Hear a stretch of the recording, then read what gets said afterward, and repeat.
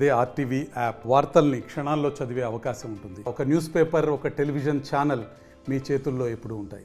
కేంద్రంలో కానీ వివిధ రాష్ట్రాల్లో కానీ అధికారంలో వచ్చిన నాటి నుండి హిందూ ముస్లింలంటూ మత విద్వేషాలు రగిలిస్తూ కుల మతాలంటూ భారత సమాజాన్ని చీల్చి తద్వారా అధికార పబ్బం గడుపుకుంటుంది. కాంగ్రెస్ పార్టీ ఈ మత వైషమ్యం, మత విభజన, వర్గ పాలనను తీవ్రంగా ఖండిస్తుంది. 2014వ సంవత్సరం నుండి నేటి వరకు 3 దఫాలుగా భారతీయ జనతా పార్టీ కేంద్రంలో కేవలం భారత రాజ్యాంగం పక్కన పెట్టి మతపరంగా పరిపాలన చేస్తుంది. ముస్లింలు, దళితులు, క్రైస్తవులు, అణగారిన వర్గాలను లక్ష్యంగా చేసుకొని వారిని అధికార దర్పంతో పూర్తిగా అణగదొక్కేందుకు మాత్రమే తమ అధికారాన్ని ఉపయోగిస్తుంది.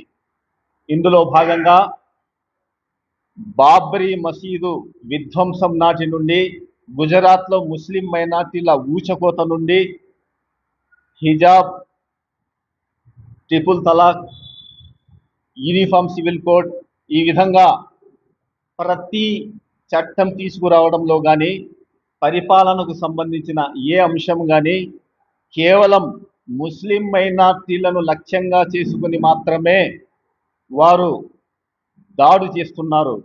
అధికారిక దాడి. దీన్ని కాంగ్రెస్ పార్టీ తీవ్రంగా ఖండిస్తుంది. ఇందులో భాగంగా బ్రిటిష్ హయాం కంటే ముందు నాటి ఈ వక్ఫ్ చట్టం విషయంలో అల్లా పేరిట దానం చేసిన లక్షలాది కోట్ల రూపాయల ఆస్తులు దేశంలో 3వ శ్రేణిలో విస్తృతంగా ఉన్నాయి.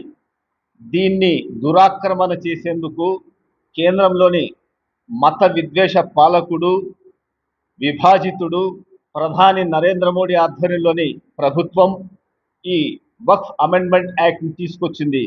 దీనిపై ప్రతి సెక్యులర్ వాదులు, ప్రజాస్వామ్యవాదులు, ఇండియా కూటమి పార్టీలు ప్రతి ఒక్కరూ నిరసన గళం వినిపించి దీన్ని పూర్తిగా వ్యతిరేకించాయి. అయినప్పటికీ ముస్లింలకు సంబంధించిన, ముస్లిం మతానికి సంబంధించిన ఈ వక్ఫ్ చట్టంలో అన్య మతస్థులను సభ్యులుగా నియమించడం, జిల్లా కలెక్టర్కు పూర్తి అధికారాలు ఇవ్వడం, ఉన్న వక్ఫ్ ప్రాపర్టీలను ఆధారాలు చూపకపోతే వాటిని ప్రభుత్వ ఆస్తులుగా పరిగణిస్తామని చట్టం తీసుకురావడాన్ని కాంగ్రెస్ పార్టీ తీవ్రంగా ఖండిస్తోంది. పూర్తిగా ఇది నల్ల చట్టం, భారత రాజ్యాంగ విరుద్ధమైన చట్టం. ఈ కొత్త వక్ఫ్ చట్టాన్ని భారతదేశంలోని యావత్ ముస్లింలు, సెక్యులర్ వాదులు, ప్రజాస్వామ్యవాదులు, ఇండియా కూటమిలోని 23 రాజకీయ పార్టీలు తీవ్రంగా వ్యతిరేకిస్తున్నారు. ఉద్యమాలు కూడా కొనసాగుతున్నాయి. భారతదేశ వ్యాప్తంగా ముస్లిం మైనార్టీల సంఘాలు, రాజకీయ పార్టీలు ఐక్యంగా పోరాడుతున్నాయి. అయినప్పటికీ నరేంద్ర మోడీ ప్రభుత్వం నిరసనకారుల, ముస్లింల మనోగతాన్ని వినకుండా, ఏవి పట్టించుకోకుండా రాజ్యాంగ విరుద్ధమైన ఈ నల్ల చట్టాన్ని తీసుకొచ్చి అమలు చేసేందుకు ప్రయత్నించింది. దరిమిలా పర్యవసానంగా భారత అత్యున్నత న్యాయస్థానం సుప్రీంకోర్టులో సుమారుగా 87 కేసులు దాఖలయ్యాయి ఈ నల్ల చట్టానికి వ్యతిరేకంగా. గత 2 రోజుల నుండి గౌరవ సుప్రీంకోర్టు ఈ అన్ని కేసులను విచారించింది. విచారించిన మీదట రాజ్యాంగంలో పేర్కొన్న అంశాలకు వ్యతిరేకంగా ఈ వక్ఫ్ అమెండ్మెంట్ చట్టాన్ని ఎందుకు తీసుకొచ్చారని ప్రశ్నిస్తే కేంద్ర ప్రభుత్వం నుంచి హాజరైన న్యాయవాది దగ్గర ఎలాంటి సమాధానం లేదు.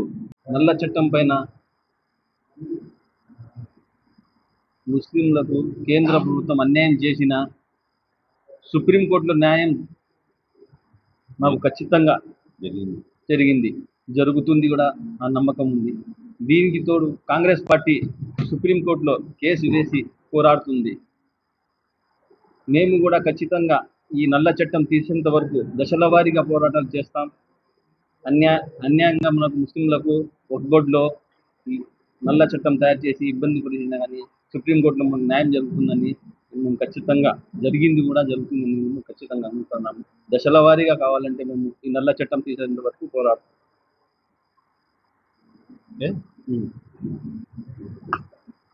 మోడీ గారు ఏ విధమైన చట్టాలు తెచ్చినా కూడా కోర్టు పరంగా కోర్టు కేసు వేసి ఆ పార్లమెంట్ చేసిన బిల్లులో ఎలాంటి లొసుగులు ఉన్నా ఎత్తి చూపుతూ సుప్రీంకోర్టుకు కోరడంతో సుప్రీంకోర్టు పైన ప్రజలకు ఉన్న నమ్మకాన్ని సుప్రీంకోర్టు నిలబెట్టింది. ఇందుకోసం సుప్రీంకోర్టుకు ధన్యవాదాలు తెలుపుతూ నేను సెలవు. మరిన్ని వీడియోస్ కోసం ఛానల్ ని సబ్స్క్రైబ్ చేయండి. లేటెస్ట్ అప్డేట్స్ కోసం వాట్సాప్ ఛానల్ ని ఫాలో చేయండి. అండ్ లింక్ డిస్క్రిప్షన్ లో ఉంది.